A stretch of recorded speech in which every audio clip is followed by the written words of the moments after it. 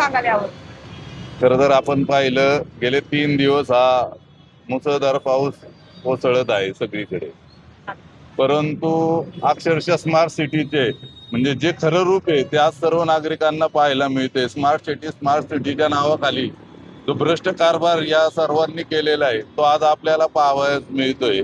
सुमारे 90 कोटी रुपये खर्च करून या ब्रिजची उभारणी केली होती, परंतु आपण जर या ठिकाणी पाहिलं तर त्याची काय अवस्था झालेली आहे। 5 वर्षाची हमी या ब्रिजसाठी घेतली गेलेली होती, परंतु आपण जर पाहिलं तर आज या ठिकाणी काय वस्तुस्थिती आहे ते आपल्याला पाहायला मिळते। म्हणजे ही तुमची स्मार्ट सिटी आहे का?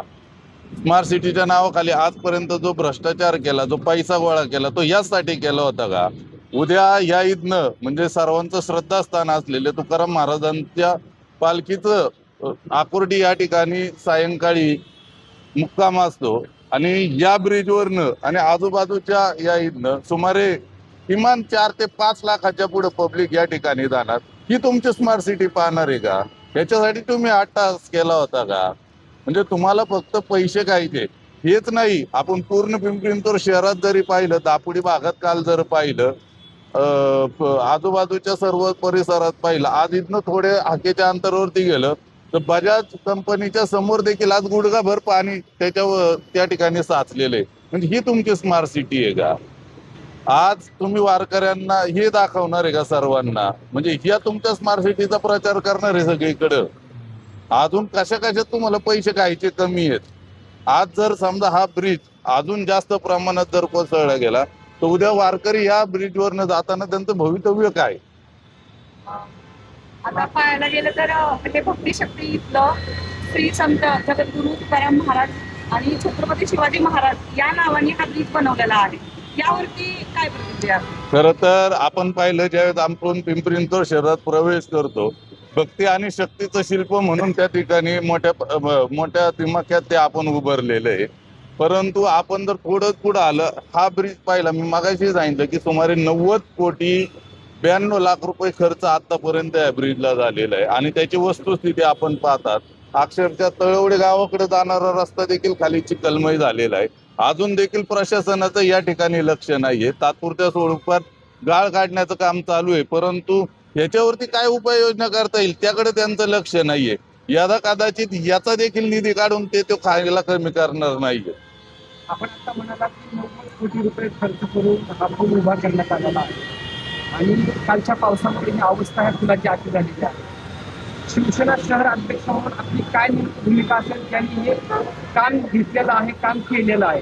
आता आम्ही इथनं पुढे लगेचच निगडी पोलीस स्टेशनला या संदर्भात पत्रव्यवहार करणार आहोत आणि जोपर्यंत प्रशासन याची दखल घेत नाही आणि जोपर्यंत हे जे ठेकेदाराला जे काम दिलं होतं त्या ठेकेदारावरती व त्या कंपनीवरती जोपर्यंत गुन्हा दाखल होत नाही तोपर्यंत आम्ही शांत बसणार नाही। वेळोप्रसंगी जसं मागच्या वेळेस पण देखील महापालिकेच्या विरोधात आम्ही जागर मोर्चा काढला होता, त्याचप्रमाणे आम्ही या ठिकाणी जर आमची दखल घेतली नाही तर 100% शिवसेना या विरोधात सुद्धा रस्त्यावरती उतरल्याशिवाय राहणार नाही।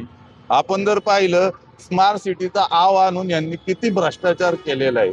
आपण जर पाहिलं तर 3 दिवस या शहरात पाऊस, म्हणजे सर्वत्र महाराष्ट्रात देखील पाऊस पडतोय, पण या शहराची परिस्थिती जर आपण 3 दिवसाखातीर पाहिली तर आपल्याला जाणवल की जो BRT रोड बनवलेला आहे, तातवडे औंध BRT रोड देखील बनवलेला आहे, गुडघा भर पाणी साचल एवढं त्या ठिकाणी पाणी हे झालेलं आहे। लोकांच्या खरं तर जीवाचा प्रश्न निर्माण झालेला आहे। आपण दापोडी भागात जर पाहिलं तर लोकांच्या घरांमध्ये पाणी शिरलेलं आहे। म्हणजे आज अशी कुठलीच या पिंपरी-चिंचवड शहरामधली वाडी वस्ती नाहीये तिथे पावसाचं थैमान झालेलं नाही। याला जबाबदार फक्त आणि फक्त चालू प्रशासन आणि हे भ्रष्ट नेते आहेत सगळे।